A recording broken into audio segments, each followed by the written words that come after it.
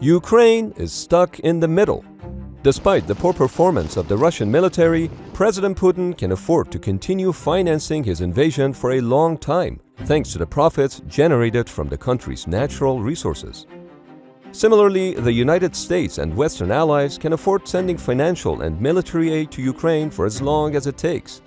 In fact, they're getting a great bang per buck spent in Ukraine, as you'll see, but how this war will play out depends almost entirely on how much the West is willing to push Russia by supporting Ukraine.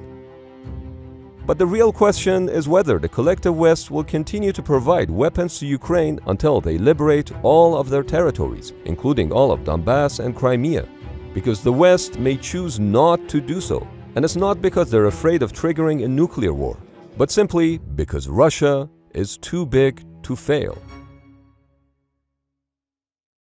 In 2022, the United States spent $40 billion on aiding Ukraine and plans to spend an additional $38 billion in 2023. As a result, many American politicians, both Democrats and Republicans, are calling to reduce that financial aid or even cut it altogether. Their argument downplays the risk of Russia. Basically, if Russia can't win in Ukraine, they are obviously not a threat to NATO. Those politicians proclaim that the money should be spent at home. But if you look at it from a different perspective, the bang per buck perspective, the Western support for Ukraine is incredibly cost-effective once you look at the numbers. The United States spent $2.3 trillion over a 20-year period on the war in Afghanistan, which was about $115 billion per year, only for the Taliban to take back control of the country after the Western forces withdrew.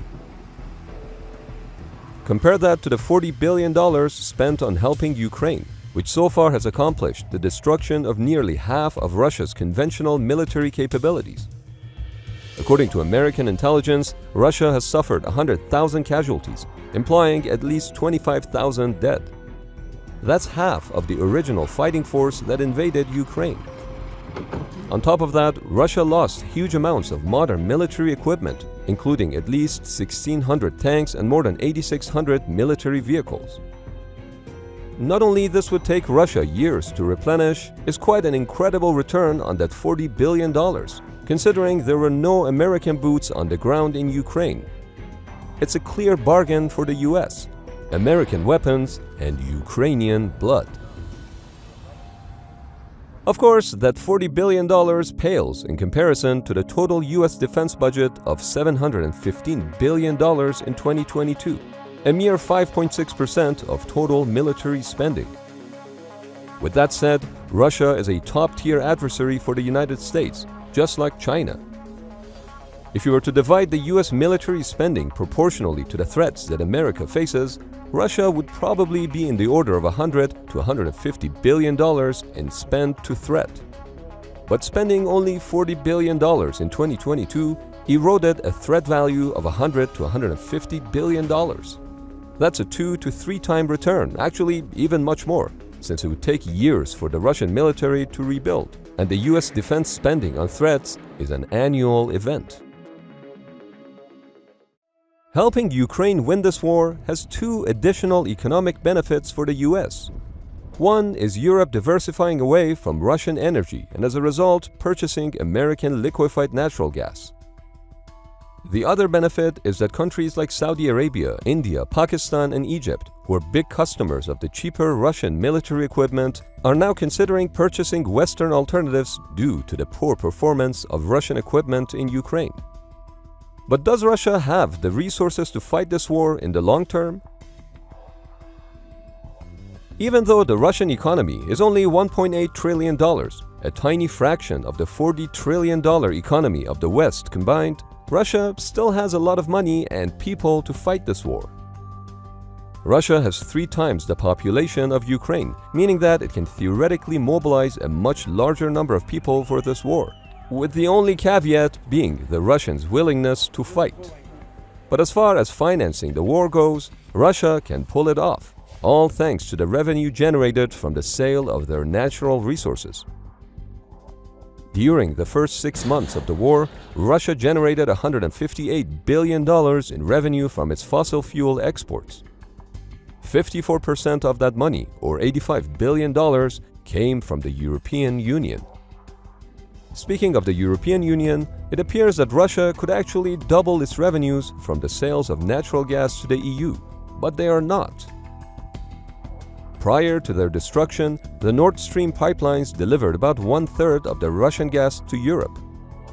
Ukraine accounted for about 24%, Turk Stream for 20%, and the rest was liquefied natural gas or LNG.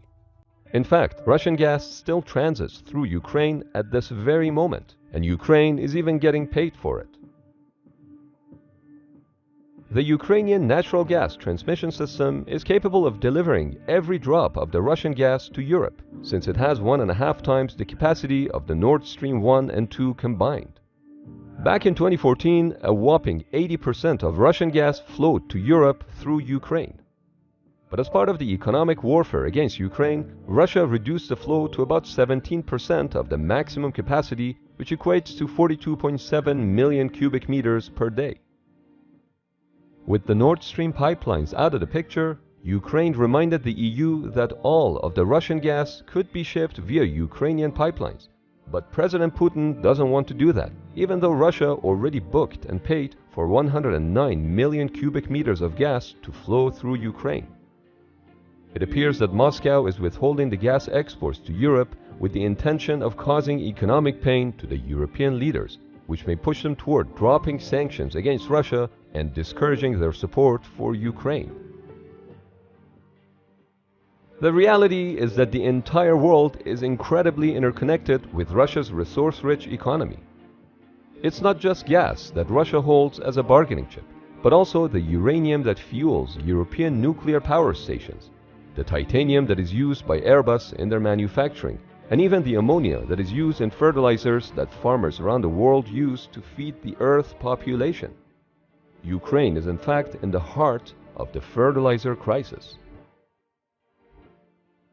Ukraine happens to have one of the largest ammonia pipelines in the world, which transits 2.5 million tons of ammonia gas from Tolyatti in central Russia to Odessa in Ukraine. The pipeline is 1,500 miles long, of which 634 miles are in Ukraine. After the Russian invasion, Ukraine stopped operating the pipeline on their end, which resulted in an increase in the price of fertilizers throughout the world. The United Nations is keen to restore Russian ammonia supplies to ease the global food crisis. Normally, most of the Russian ammonia that transits the pipeline gets shipped to Turkey, Morocco, Southeast Asia, and Africa. Just like the United Nations, Russia also wants to restore the shipments of ammonia through Odessa, probably not because they care about the food situation in Africa, but because the sale of ammonia through Odessa generates $12 billion of revenue for Russia per year. Currently, Russia is pressuring Ukraine to resume the operation of the ammonia pipeline by threatening to cut Ukrainian access to the grain export corridor. President Zelensky says he is willing to resume pipeline operations if Russia frees up all Ukrainian prisoners of war. But even if Russia frees up the prisoners, it's a catch-22 situation. Allowing Russia to export ammonia through Ukraine will fund the killing of more Ukrainians. The United Nations and the collective West are pushing to resume the operation of the pipeline in order to combat food inflation, and Ukraine is stuck in the middle. As I discussed earlier, it's actually beneficial for the West to drag out the war as long as possible, since it further weakens Russia. Sending weapons to Ukraine upholds NATO's deterrence and shows Russia that aggression doesn't pay off. More importantly, it sends a message to China to stay clear of Taiwan. But at the same time, the West doesn't want to push too much, because it could risk the internal collapse of the Russian Federation.